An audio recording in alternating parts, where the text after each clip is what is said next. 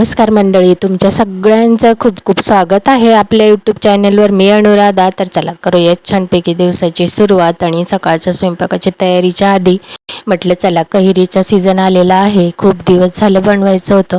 पण आपलं जे वरच्यावर आपण लोणचं वगैरे बनवतो चालू जेवणासोबत, ते वगैरे आणि कैरी खाण्यात चाललं होतं. कैरी आली का हा पदार्थ एकदा जरूर बनवते आणि तुम्ही सुद्धा नक्की बनवा. अगदी टेस्टी आणि मस्त लागतो हा. आपल्याकडे तर छानपैकी असा हा पदार्थ बनवला जातो. आणि मी इथे बोलायला घेतलं होतं, पण खूप टी व्हीचा आवाज आणि ते बाहेरून सगळी गाणी वगैरे चालत होती. म्हटलं चला आता म्यूट केला ते आवाज आणि मग व्हॉइस ओव्हर करत आहे तुमच्यासोबत. तर छानपैकी मी आता कैरी आणलेली आहे मार्केटमधून. तर म्हटलं मेथ आंबा बनवूया तुमच्यासोबत. आज मस्त अशी हिरवीगार कैरी भेटलेली आहे आणि तिचा मेथ आंबा कसा बनवते मी माझ्या पद्धतीने, आणि छान लग्न पंक्तीत भेटतो ना तशाच पद्धतीचा तुमच्यासोबत मी शेअर करत आहे. तर कैरी घेऊन घेतलेली आहे. आता कैरीला छानपैकी कट करून घेणार आहे. थोडंसं वर असे काळे डाग वगैरे होते ना, तर ते मी किती काढून घेतलेले आहे. तर ते काढून घ्यायचे आणि छान असेल तर काही काढायची गरज नाही, फक्त तिचं जे टोक असतं ते काढायचं. स्वच्छ धुवायची तिला आणि छानपैकी पुसून घ्यायची. आणि मस्त आता मी तिचे कट करून घेत आहे, काप करून घेणार आहेत छानपैकी.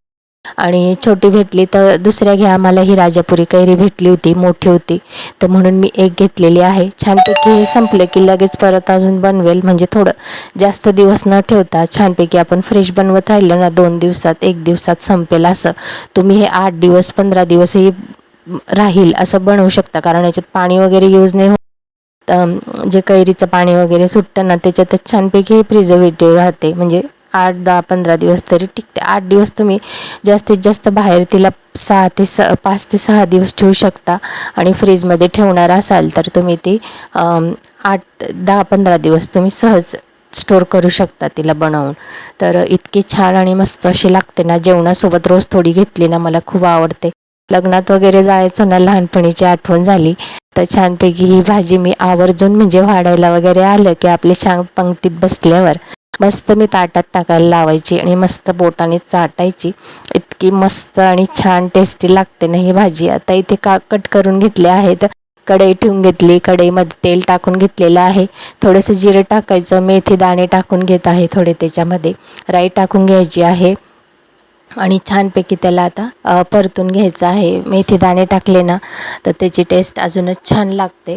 तर इथे अख्ख्या मिरच्या फक्त अशा फ्लेवरसाठी छानपैकी थोडेसे अशा तोडून टाकले आहेत, 2 ते 3 तिचे तुकडे केले, फक्त एका मिरचीचे 2 तुकडे. तर ते सुद्धा टाकून घेतलेले आहेत. आणि त्याच्यानंतर याच्यामध्ये कट केलेली जी कैरी आहे ना ती टाकून घ्यायची आहे आणि छानपैकी इथे परतून घ्यायचं आहे. तर आता छान परतून झालं की थोडा वेळ 2 ते 3 मिनटापर्यंत आपल्याला चांगलं परतून घ्यायचं आहे. त्याच्यानंतर आता याच्यामध्ये चवीनुसार थोडंसं इथे मीठ टाकून घ्यायचं आहे आणि ते तरी अजून छान परतून घ्यायची. म्हणजे कसं त्याला छानपैकी असं कैरीचं असं पाणी सुटतं, मीठ टाकल्यानंतरच पाणी सुटत असतं. आणि त्याच पाण्यामध्ये छानपैकी कैरी अशी लगेच शिजते, जास्त काही टाईम लागत नाही. आणि ही भाजी तुम्ही छानपैकी चपातीला अशीच स्प्रेड करून द्या, म्हणजे पूर्ण पसरवून लावून घ्या आणि मस्त रोल करून मुलांनासुद्धा लंच बॉक्समध्ये तुम्ही देऊ शकता. इतकी मस्त आणि टेस्टी चटपटी तशी लागते ना, तर खूप छान अशी टेस्ट लागते. बोलता बोलता सुद्धा तोंडाला पाणी येतं, इतकी छान अशी लागत असते ही भाजी.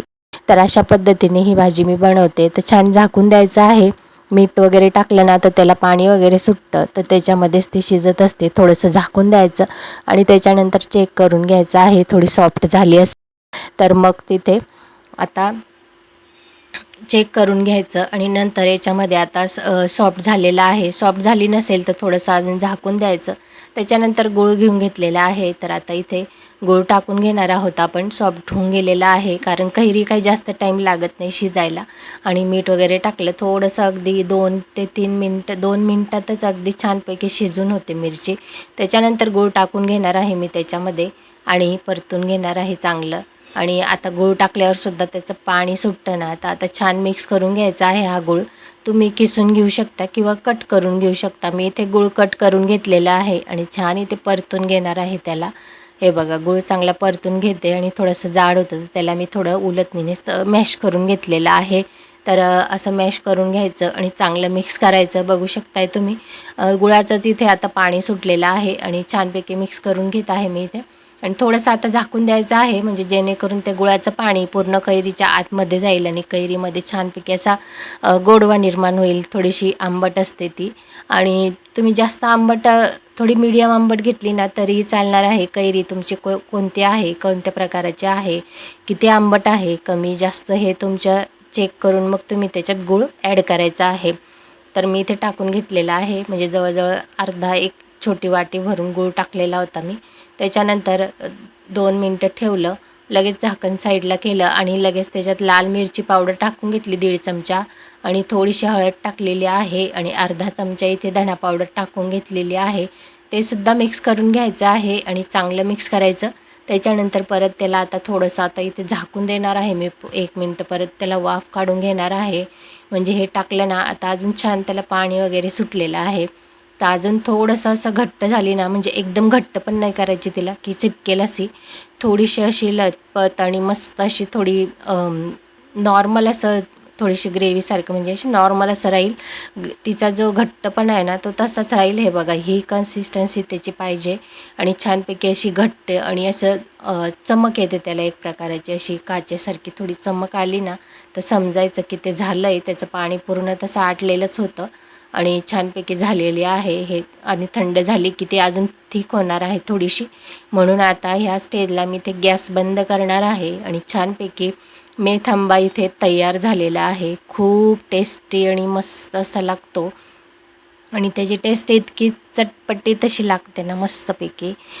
थोडीशी तिखट, आंबट, गोड आणि मस्त असा तिचा फ्लेवर येतो. थोडंसं इथे भाजलेले जिऱ्याची पावडरही टाकून घ्यायची आहे तुम्ही, मस्त अशी टेस्ट लागते त्याची. आणि आता इथे बाऊलमध्ये काढून ठेवून देणार आहे. मस्त जेवताना चपातीसोबत भाजी नसली तरीही चालतं. अगदी मस्त असं चविष्ट असा मेथ आंबा तयार होतो, आणि मस्तपैकी तुम्ही स्टोअर करू शकता. तर त्याची छानपैकी ह्याच म्हणजे जास्त घट्ट करू नका, हे अगदी परफेक्ट आहे. आणि इतकं टेस्टी झालं होतं ना, खूप टेस्टी झालं होतं, मस्त असं लागत होती त्याची टेस्ट. तुम्हीसुद्धा तुमच्या किचनमध्ये नक्की ट्राय करा. आणि आता पुढे आपण बघून घेणार आहोत. संध्याकाळी मी इथे मस्तपैकी लस्सी बनवून घेतली होती, ती तुमच्यासोबत शेअर करत आहे. तर इथे मी नेला आहे, तर दही आपल्याला इथे 400 ग्राम दही घेऊन घेतलेलं आहे मी. तर हे दही आपण इथे भांड्यात टाकून घ्यायचं आहे. छान असं मलईदार दही घ्यायचं आहे. मी रेडीमेड पॅकेटचंच दही घेतलेलं आहे, तुम्ही घरीही बनवू शकता. तर अमूल दही घेतलेलं आहे मी इथे. तर हे आपल्याला इथे भांड्यात घ्यायचं आहे. तर इथे दही आपल्याला इथे फेटून घ्यायचं आहे चांगलं, मिक्सरमध्ये नाही काढायचं, नाही तर पूर्ण दह्याचं पाणी पाणी होतं. तर आपल्याला हे असं बीट करायचं घ्यायचं आहे. याच्यानेच आपल्याला इथे बीट करून घ्यायचं आहे हाताने, छान असं मऊ करून घ्यायचं. दही तसं थंडच आहे, पण त्याच्यामध्ये एक बर्फाचा खडा टाकते मी, कारण थोडंसं छान असं चिल्ड होईल ते, आणि मग छान लागतं थंड असलं की. बघा, छान असं फेटून घेतलेलं आहे, अगदी मऊ सूत झालेलं आहे आपलं दही. तर आता याच्यामध्ये आपल्याला साखर टाकायची आहे. याच्यात साखर टाकून घ्यायची, तर पावडर साखरच घ्यायची, म्हणजे लगेच विरघळते ती याच्यामध्ये. खडी साखर म्हणजे साखर अख्खी घेणार तुम्ही तर ती लवकर वितळणार नाही याच्यामध्ये दह्यामध्ये, म्हणून पावडर करून घ्यायची साखरची आणि तीच यूज करायची. तर इथे आपण 4 ते 6 चमचे आपण इथे साखर टाकून घेऊया. गोड किती आवडतं तुम्हाला त्यानुसार तुम्ही साखर घ्या. साखर टाकून छान असं मिक्स करून घ्यायचं आहे. साखर टाकल्यावर चांगलं मिक्स करून घ्यायचं आहे. 1 ते 2 मिनटं छानपैकी असं मिक्स करून घ्यायचं. इथे आपल्याला थोडंसं व्हॅनिला आईस्क्रीम टाकून घ्यायचं आहे याच्यामध्ये, आणि छानपैकी मिक्स करून घ्यायचं. आईस्क्रीमने थोडंसं असा फ्लेवर पण चेंज होतो आणि छान असा थिकनेस येतो दहीला. तर आईस्क्रीम छानपैकी अशी मिक्स करून घ्यायची याच्यामध्ये. हे बघा, छानपैकी असं मिक्स झालेलं आहे, आणि दही आपलं हे बघा अगदी थिक मस्तपैकी झालेली आहे. लस्सीच म्हणूया आपण, छान आपली तयार झालेली आहे. आणि याच्यात तुम्हाला वेगवेगळ्या फ्लेवरची बनवायची असेल तर तुम्ही याच्यामध्ये मँगो लस्सी बनवायची असेल तर तुम्ही याच्यामध्ये मँगोचा पल्प ॲड करा आणि मिक्स करा, तयार आहे. मग रोज सिरप ॲड करू शकता की रोज लस्सी तुम्हाला जर प्यायची असेल तर. म्हणजे बस फक्त मिश्रण हेच असतं, त्याच्यात फक्त वेगवेगळे फ्लेवर ॲड करायचे आणि तयार होते आपली वेगवेगळ्या फ्लेवरची लस्सी. तर आपली ही सिंपल लस्सी आहे, पंजाबी लस्सी आहे. याच्यामध्ये तुम्हाला एलची पूड ॲड करायची तर तुम्ही करू शकता, पण मी नाही टाकणार. आता हे आपली तयार झालेली आहे. आपण ग्लासमध्ये हे ग्लासमध्ये मी इथे लस्सी टाकून घेते. हे बघा छान मस्त अगदी थिक झालेली आहे.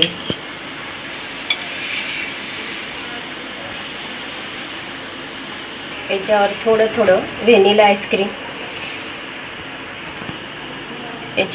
आईस्क्रीम टाकून घ्यायचं थोडं थोडं. तुम्हाला नसेल आवडत तर नाही टाकलं तर तरीही चालेल. वेगळ्या फ्लेवरचंही घेऊ शकता तुम्ही. ते ड्रायफ्रूट आपण टाकून घेऊया. तुम्हाला आवडत असेल तर घ्या, काही गोष्ट ऑप्शनमध्ये आहे.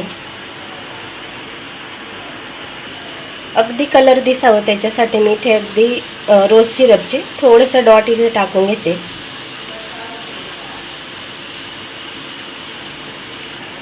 छानपैकी इथे आपली लस्सी तयार झालेली आहे. मस्त अशी पंजाबी लस्सी, अगदी घट्ट. ते लोक अगदी मोठ्या ग्लासमध्ये बनवतात, तर आपण आपल्या ग्लासांना. तर लस्सी बनवून तयार झालेली आहे. तर आजची मस्त ही लस्सी तुम्ही सुद्धा तुमच्या किचनमध्ये ट्राय करा आणि घरातल्या सगळ्यांना खुश करा. अगदी मस्त कडकडते, गरमी पडते तर त्याच्यामध्ये छानपैकी थंडगार अशी लस्सी आणि घरच्या घरी अगदी मस्त बनते, तयार होते, घट्टशी राहते. तुम्हाला आजच्या या समर स्पेशल दोघी रेसिपी आवडल्या असतील तर नक्कीच चॅनलला लाईक, शेअर आणि सबस्क्राईब जरूर करा. चॅनलवर नवीन असाल तर बेल आयकॉनला क्लिक करा, म्हणजे येणाऱ्या व्हिडिओची छान छान नवीन नोटिफिकेशनही तुम्हाला तुमच्या मोबाईलवर भेटत राहील. तर असेच व्हिडिओ बघण्यासाठी चॅनलला जरूर सबस्क्राईब करून ठेवा.